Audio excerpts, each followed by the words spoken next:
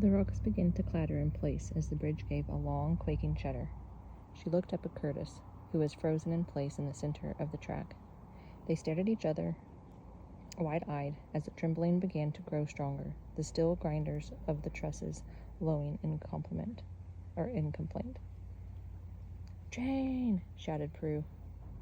Oh, that was the end of chapter 3. Beginning of chapter 4, The Crossing.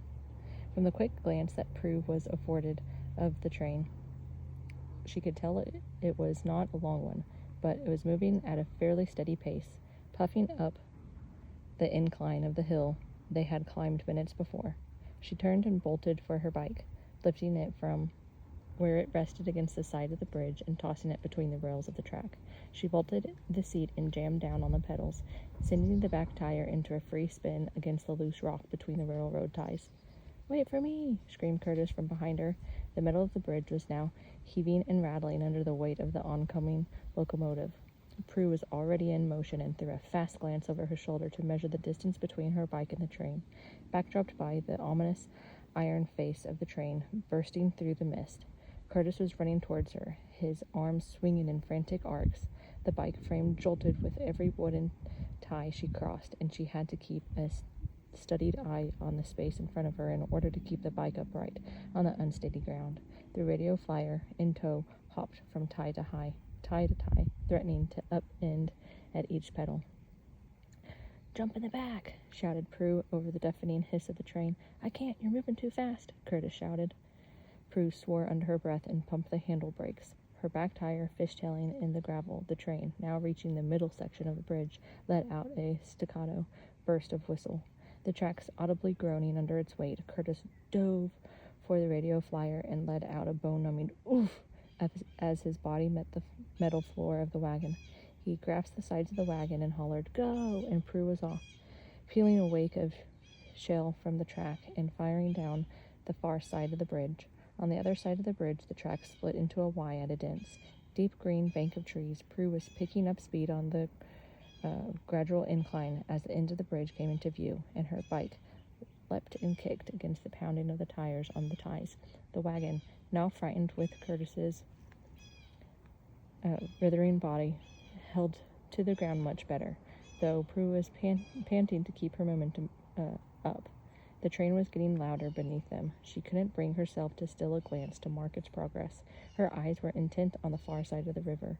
"Hold on, Curtis," she shouted over the din as she reached the spot where the tracks split and angled away from the bridge on either direction. She shoved her right foot down on the pedal and hopped her front wheel over the track, sending the bike over the rail and into the deep, loose gravel of the ditch that fell away from the track at the bridge's end. The back tire and the wagon followed quickly after, and the whole bike pitched forward in a violent spasm, sending both occupants over the handlebars and into a dry bed of scrub brush. On the other side of the ditch, the train went screaming by, the steel rails wailing under the weight of the train as the engine rolled southward into the bank of clouds. Prue lay Prue lay flattened against the cold ground, rapidly panting. Her every limb felt charged with electricity. She pushed herself onto her knees and spat. Wiping a smear of mud from her cheek, she looked around her. She was sitting in a shallow culvert in a drab field of dead grass.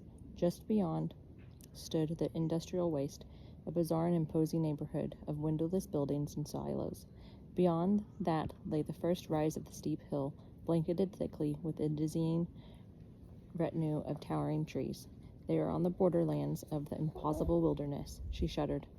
A grumble issued from the bed of grass beside her, and she looked over to see Curtis struggling to his knees.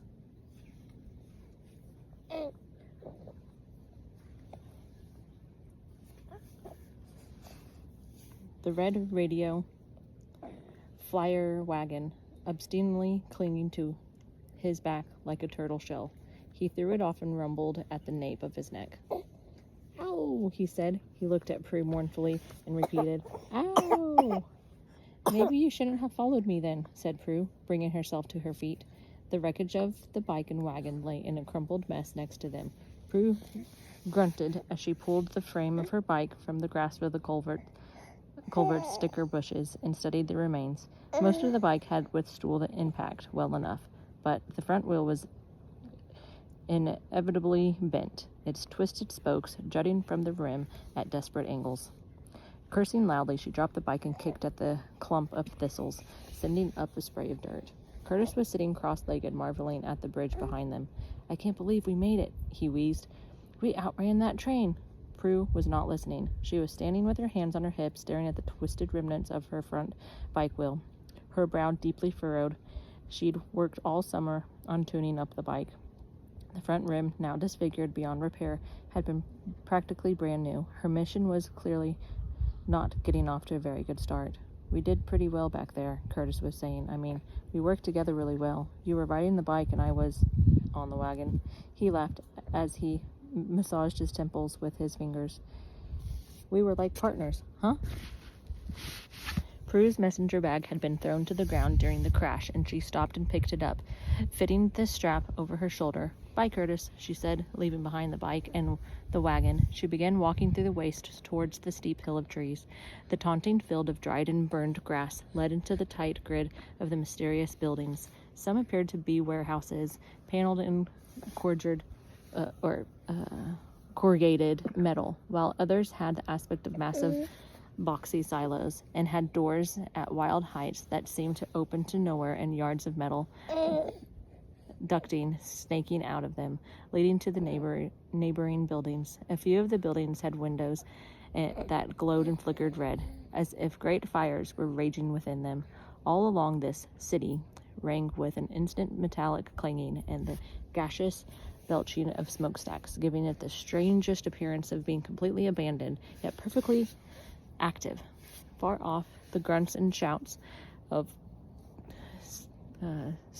Steve Doors, their bodies lost to the low-lying mist, rang from the metal walls. As Prue walked, she cast her eyes about her. No one she knew had ever ventured here before. So soon in her journey, she already felt like the first explorer of some alien world. The fog continued to dissipate. Recessed in the grid of the gravel-paved avenues was a gray stone mansion, its mossy rooftop by a clock tower. A bell tolled the hour. Prue counted 6 bells.